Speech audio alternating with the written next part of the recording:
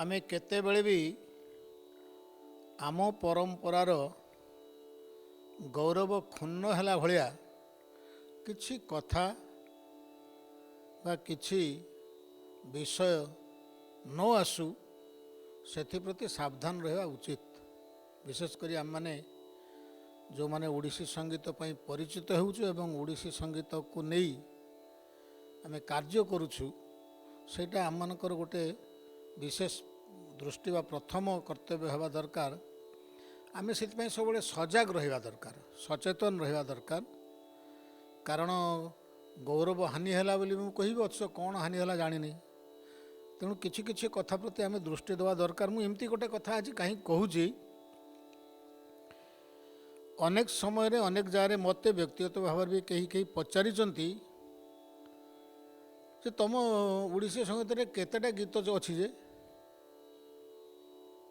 Even आम राज्य रे भी जड़े दिज वरिष्ठ संगीतज्ञ यह कहबार मु शुणी हाँ 10-15टा गीत तो अच्छी ताकू नहीं कि शास्त्रीय कर ये कथा जितेबाला मत पचरा जाइथिला बा मो कान को आसीथिला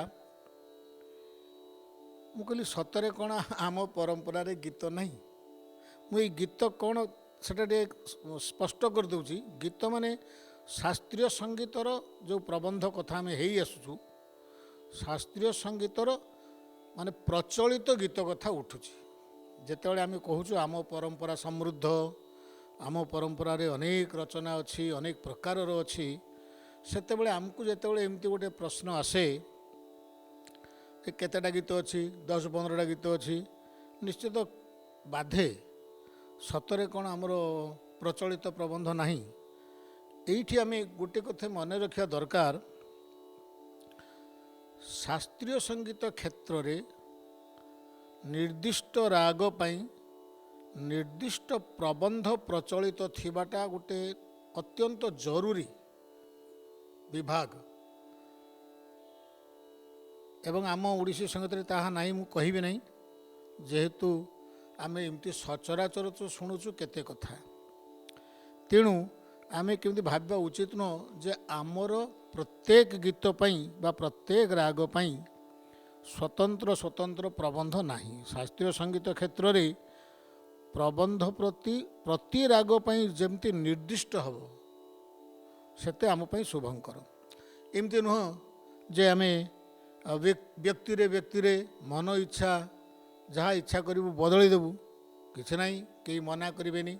आम संगीत रे आम पारेला पणिया को किए बा आंगुठी उठेब आम कहीं प्रश्रय देबू ताहा नुह बंधुगण।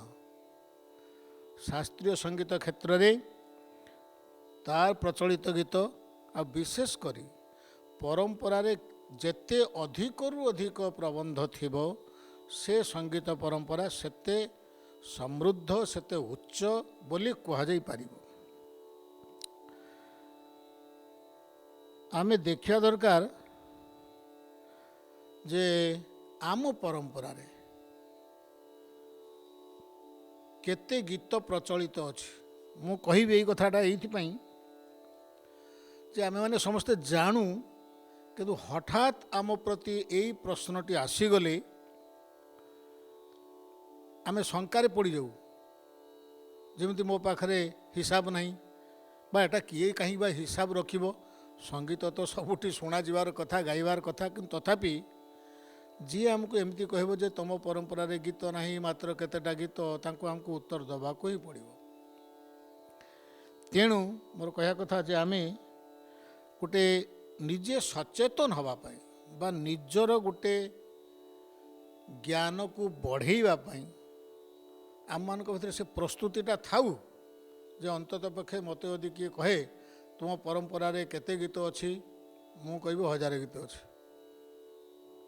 बा आउ किए मोठू अधिक जानी बेसी कहे मु कदापि राजी हेबी नहीं मते जी कहबो जे तुमर प्रबंध नहीं कि 10-15टा अच्छी बोली।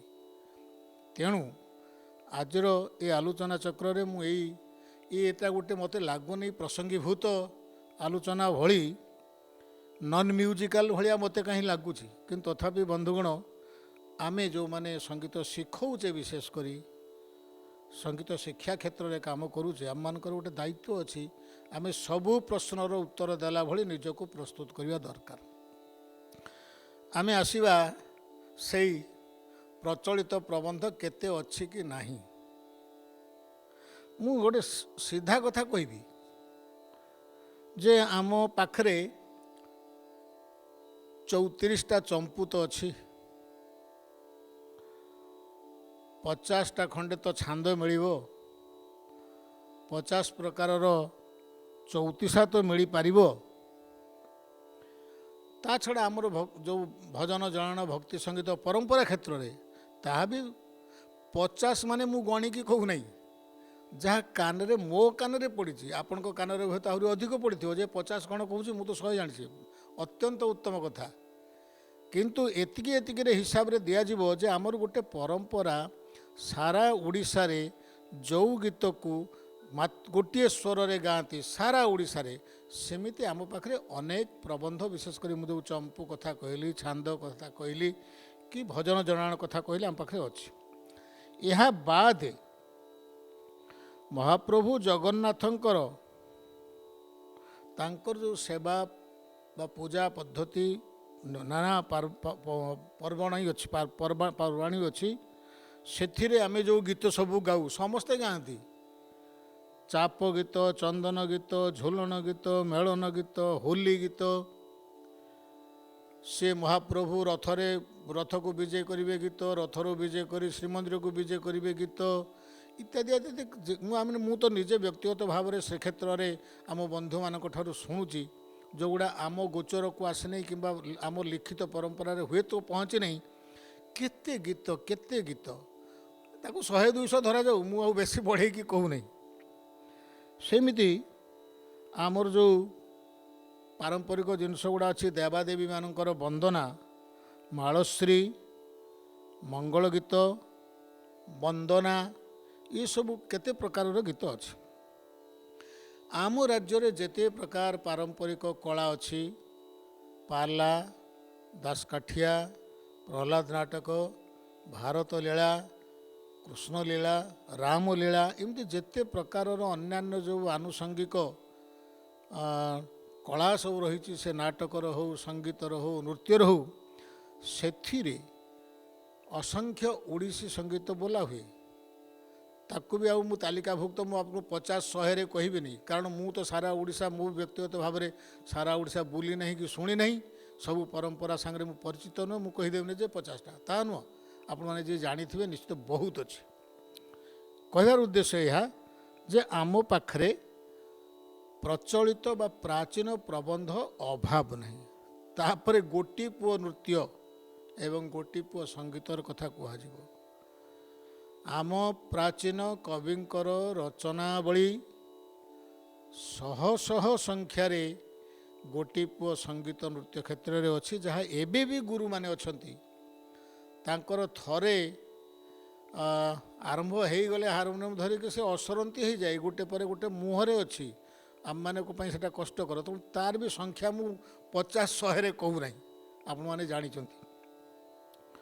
गोटे ओडिसी प्रबंधर उदाहरण चाटशाली चौतरा मेला मंडप पूजा पार्वण इत्यादि सबुठी गाँ गहली सबुठी मिल आमको आमे जितेबले जोठी भी शुणु से ओडिसी संगीत ही आमको शुणा जाए एवं ये भी आम परंपरार संख्यार जाए जी 10-15टा बोली कहती अंतत पक्षे ये तो चंपू चौतीसा चाप चंदन झोलन मेलन होली कि अन्यान्य परंपरार गीत ये तो प्राय मत प्राय 400-500 संख्या मत कहीं लगिलानी आउ माने आपण को कथाटा भावुची गोटे गोटे छोटिया कथा कहूँ पारे खाली गोटे आम मान भितर गोटे प्रश्नर समाधान करिवार जो चिंतन सेटा जागरण करने जे आम हाथ पाहातारे मो पाखे केते तथ्य अच्छी मत ये प्रश्न जी पचार मिनिट्रे मुझे जवाब देदेवी जमीती किछि गीत आम समस्ते जानू सेमती गीत आम समस्ते गाऊ सेमती यदि गीतर मु उदाहरण देवी मु आग नहीं जाऊँगी माने मु जहाँ ये लिखी किछि गीतर गोटे तालिका करिछि सेतिकी गीत जे आमर संपत्ति ताहा नुह ତା ବାହାରେ ବହୁତ ଅଛି ଆପଣମାନେ ଜାଣନ୍ତି, କିନ୍ତୁ ଏତିକି କହିବାର କଥା ଯେ ଏମିତି ବି କିଛି ପ୍ରବନ୍ଧ ଅଛି ଯାହା ଆମ ରକ୍ତ ସାଙ୍ଗରେ ପ୍ରବାହିତ ହେଉଛି। ଆମ ସଂସ୍କୃତିରେ ଆମର ଆଚରଣରେ ଏ ସଙ୍ଗୀତମାନ ଆମମାନଙ୍କ ପାଖରେ ଅଛି। ଛୋଟ ଛୋଟ କଥା କି ଶୋଭା ଗୋ କୁଞ୍ଜେ, ଆପଣମାନେ ଜାଣନ୍ତି, ମୁଁ ଆଉ ଅଧିକ ଗାଇବିନି। ମଲ୍ଲିମାଳ ଶ୍ୟାମକୁ ଦେବି ମନ ତୋଷିବି, ଶ୍ୟାମ ନଗର ହେ ଏବେ ସହଇବ ନାହିଁ। ଆରେ ମଦଳ ସେ ବି ଗୋଟେ ଗୀତ। ସଜେବେ ନବ ଘନ ଶ୍ୟାମ ବଂଶୀ, ଇଏ ଗୋଟେ ପ୍ରବନ୍ଧ।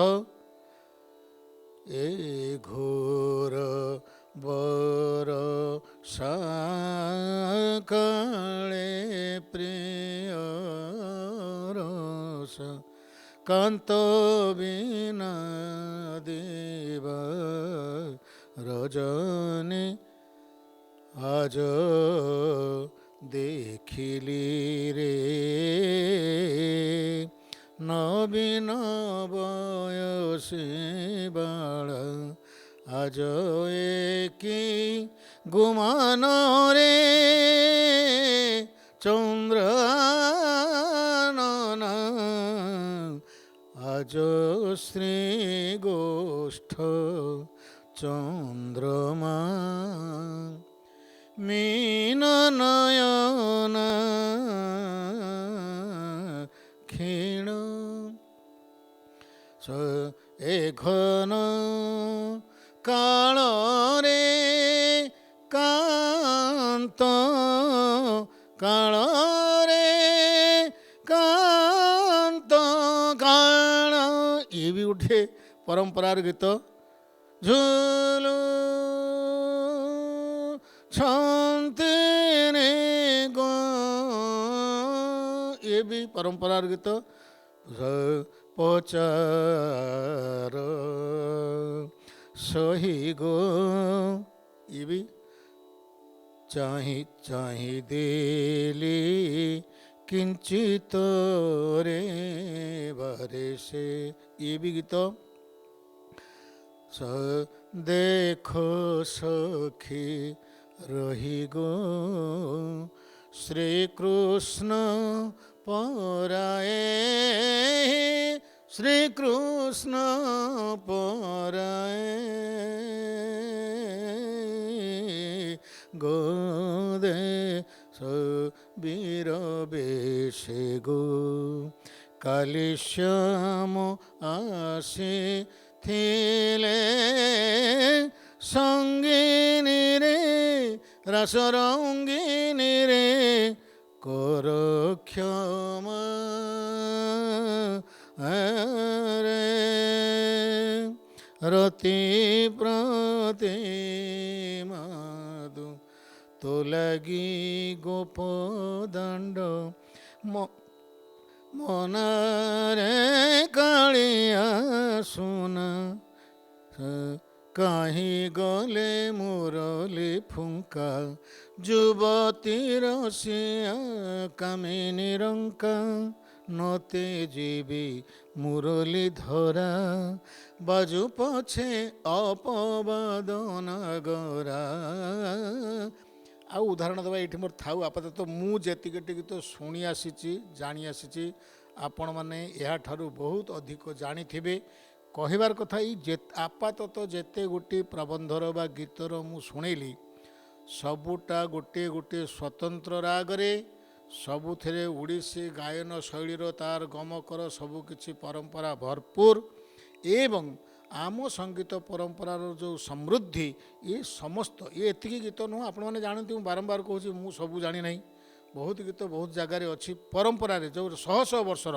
ଏହା ପରେ ବି ଏବେ ସମୟରେ ଆମ ଗୁରୁ ପରମ୍ପରାରେ सिंघारीଙ୍କ ଠାରୁ ଆରମ୍ଭ କରି ସଙ୍ଗୀତ ସୁଧାକର ବାଳକୃଷ୍ଣ ଦାସ ପର୍ଯ୍ୟନ୍ତ ଯେତେ ମଝିରେ ଗୁରୁମାନେ ରହିଲେ ସମସ୍ତେ କେତେ ସଙ୍ଗୀତ ସୃଷ୍ଟି କରିଯାଇଛନ୍ତି। ସିଏ ବି ଆଜି ଆମ ପାଇଁ ପରମ୍ପରାର ଅଙ୍ଗୀଭୂତ ହେଇଗଲାଣି, କାରଣ ତାର ବୟସ ବି ସେସବୁ ଗୀତର ବି 100 ବର୍ଷରୁ ଉର୍ଦ୍ଧ୍ୱ ହେଲାଣି।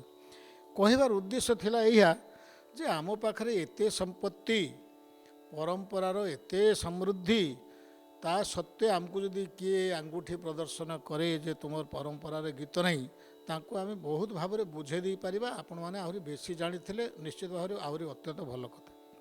କାରଣ ପରମ୍ପରା ହେଉଛି ଗୋଟିଏ ଘରର ସ୍ତମ୍ଭ ସଦୃଶ, ପିଲର। ଆଉ ସେଇ ସମୃଦ୍ଧ ବା ସେଇ ସୁଦୃଢ଼ ପିଲର ଦେହରେ ଓଡ଼ିଶୀ ସଙ୍ଗୀତ ଭଳି ଗୋଟେ ମହାନ ନଭଶ୍ଚୁମ୍ବୀ ମାନେ ଯେମିତି କହନ୍ତି ପ୍ରାସାଦ ଛିଡ଼ା ହେଇଛି। ତେଣୁ ଆମ ପରମ୍ପରାର ପ୍ରାଚୁର୍ଯ୍ୟ, ଆମ ପରମ୍ପରାର ପରିଚୟ, ଆମ ପରମ୍ପରାର ବୈଶିଷ୍ଟ୍ୟ ସହିତ ଆମେ ପରିଚିତ ହେବା ଦରକାର ଏବଂ ଆମେମାନେ ଲୋକଙ୍କୁ ବୁଝେଇବା ଦରକାର ଯେ କେତେ ଗୌରବାବହ ପରମ୍ପରାରେ ଆମେ ଗଢ଼ି ଆସିଛୁ ଆମ ସଙ୍ଗୀତ ଶାସ୍ତ୍ରୀୟ।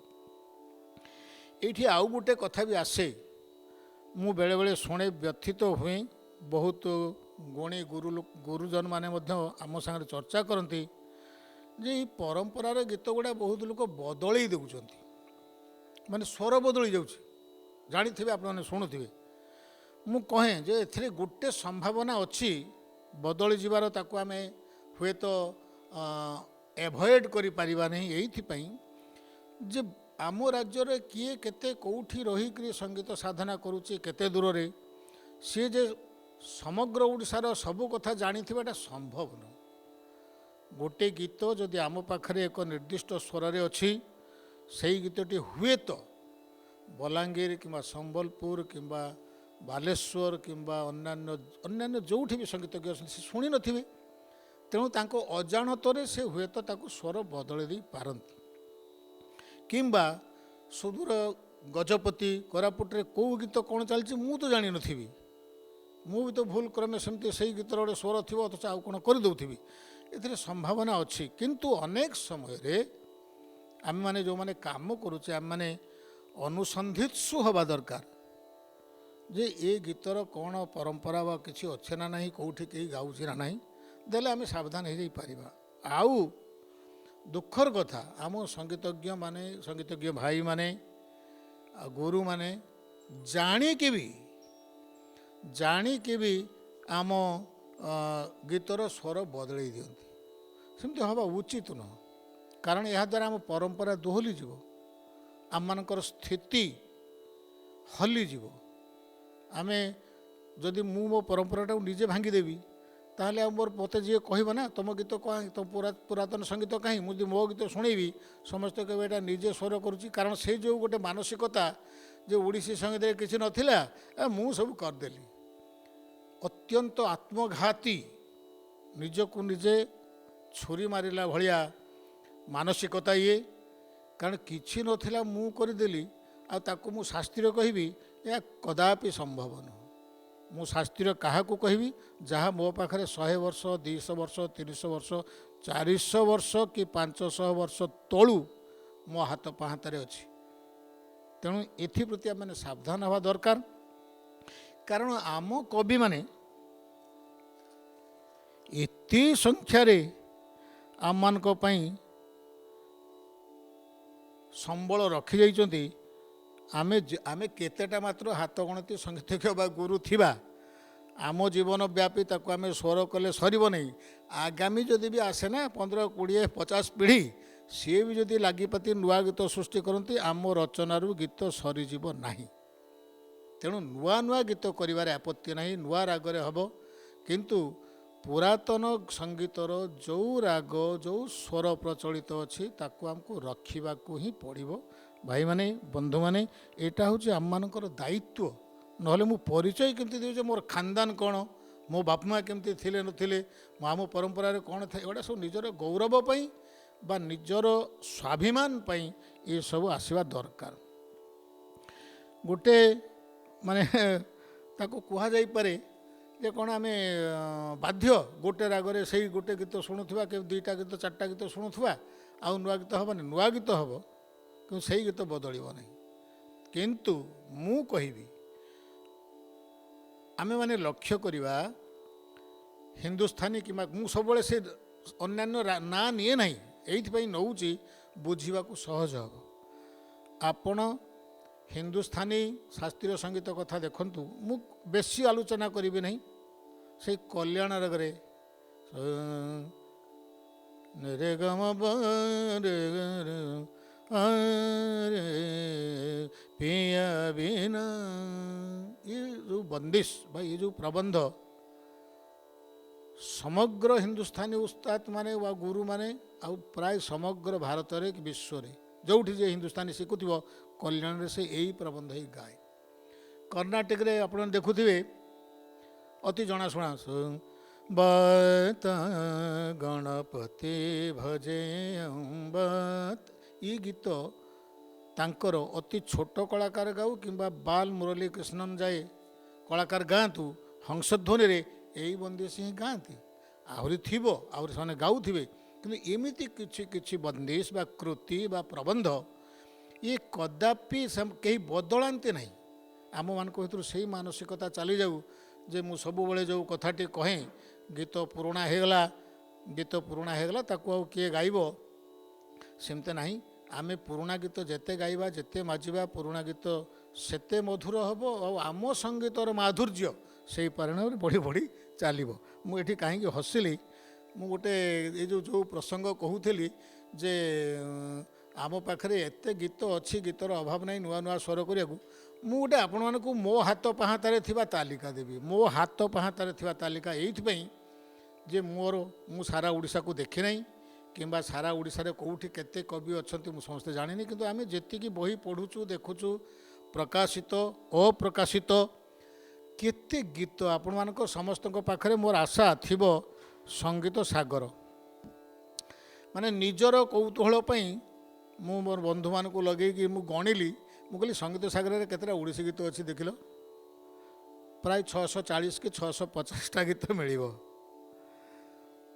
ଜାନକୀ ବଲ୍ଲଭ ମହାନ୍ତି ଭରଦ୍ୱାଜଙ୍କର ଗୋଟେ ଓଡ଼ିଆ ଗୀତିକାବ୍ୟ ସଞ୍ଚୟନ ବୋଲି ଅଛି, ସେଥିରେ ସେ ସବୁ କବିଙ୍କର ପୁରାତନ ଗୀତମାନଙ୍କୁ ସଂଗ୍ରହ କରିଛନ୍ତି। ସେଥିରେ 700ରୁ ଉର୍ଦ୍ଧ୍ୱ ଗୀତ ଅଛି। ଆମ ହାତ ପାହାନ୍ତାରେ ବେଣୁଧର ପଦ୍ୟାବଳୀ ବୋଲି ଗୋଟେ ବହି ଅଛି ଯାହା ବେଣୁଧରଙ୍କ ଲେଖା, ସେଥିରେ 1804ଟା ଆମେ ଗଣିଛୁ, ଆହୁରି ବେଶୀ ଥାଇପାରେ ବା ତାଙ୍କର ଆହୁରି ଅପ୍ରକାଶିତ ଗୀତ ତାଙ୍କ ମଠରେ ଆଶ୍ରମରେ କେତେ ରହିଯାଇଥିବ।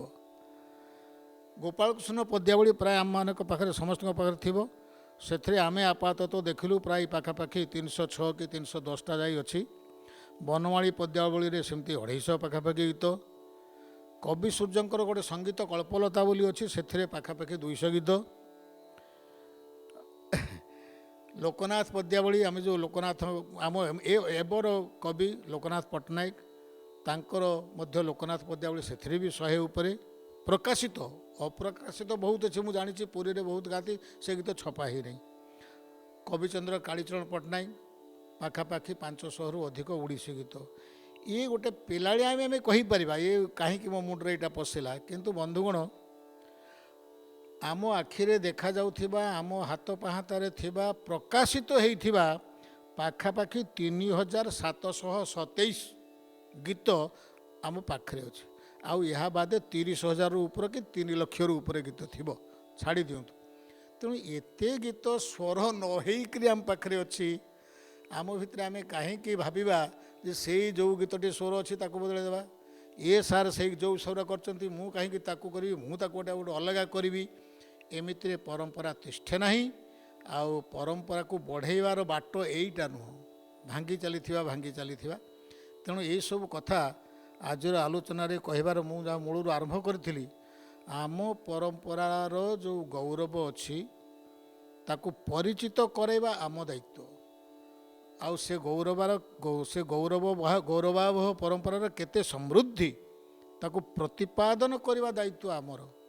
ତେଣୁ ଆମେମାନେ ନିଶ୍ଚିତ ଭାବରେ ଏମିତି ଭାସିଯିବା ଦରକାର ନାହିଁ ଯେ ମୁଁ କ'ଣ ଗୀତ ସ୍ୱର କରିପାରୁନାହିଁ ବୋଲି କ'ଣ ମୁଁ ଜଣେ ସଙ୍ଗୀତଜ୍ଞ ନୁହଁ, କିଛି ନାହିଁ। ସମସ୍ତେ ସ୍ୱର କରିବେ, ରାଗରେ କରିବେ, କିନ୍ତୁ ନୂଆ ନୂଆ ଗୀତ ହଉ, ପୁରୁଣା ଗୀତରେ ଆମେ ହାତ ମାରିବାନି। ତାର ଯାହା ସ୍ୱରଲିପି ଅଛି ଯଥାସମ୍ଭବ ଆମେ ଏତେ ଗୀତ ଜାଣିନାହୁଁ ବନ୍ଧୁଗଣ। ମୁଁ ଯାହା ବ୍ୟକ୍ତିଗତ ଭାବରେ ବର୍ତ୍ତମାନ ବି ଶୁଣୁଛି, ଯେହେତୁ ଗୁରୁକୁଳ ଆସିକରି ଶ୍ରୀକ୍ଷେତ୍ର ପାଖରେ ପହଞ୍ଚିଛି, ତେଣୁ ଶ୍ରୀକ୍ଷେତ୍ର ପରମ୍ପରା ବିଷୟରେ ବେଶ ପରିଚିତ ହେବାକୁ ଚାହୁଁଛି।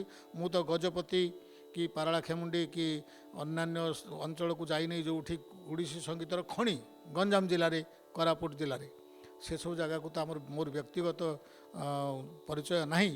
ତେଣୁ କେତେ ଅଛି, ଆମେମାନେ ଏସବୁ ବିଷୟରେ ସଚେତନ ହେବା, ଆମ ପରମ୍ପରାକୁ ସୁରକ୍ଷିତ କରିବା, ଆମ ପରମ୍ପରାର ଗୀତ ସ୍ୱର ବଦଳାଇବା ନାହିଁ। ଯଥାସମ୍ଭବ ଗୋଟିଏ ଗୋଟିଏ ରାଗରେ, ଗୁରୁ ପରମ୍ପରାରେ ଗୋଟିଏ ଗୋଟିଏ ରାଗରେ, ଗୋଟିଏ ହେଉ, ଦୁଇଟା ହେଉ, ତିନିଟା ହେଉ, ଚାରିଟା ହେଉ, ଖୁବ୍ ବେଶୀରେ 5ଟା ଗୀତ ଯଦି ଆମେ ପରିଚୟ କରିଦେଇ ପାରିଲେ, ତାହେଲେ ଆମକୁ କେହି ପଚାରିବନି ଯେ ତୁମ ପରମ୍ପରାରେ ଗୀତ କାହିଁ, ପ୍ରବନ୍ଧ କାହିଁ। ଗୀତ କାହିଁ, ପ୍ରବନ୍ଧ କାହିଁ ମାନେ ଏବେର ଗୀତକୁ କେହି ଖୋଜନ୍ତିନି ଯେ ତୁମ ପରମ୍ପରାରେ କ'ଣ ଅଛି ଶୁଣାଉ। କେତେଟା? ଅସଂଖ୍ୟ, ବହୁତ ଅଛି। ଆମେ ଗର୍ବିତ ସେଥିପାଇଁ। ଧନ୍ୟବାଦ।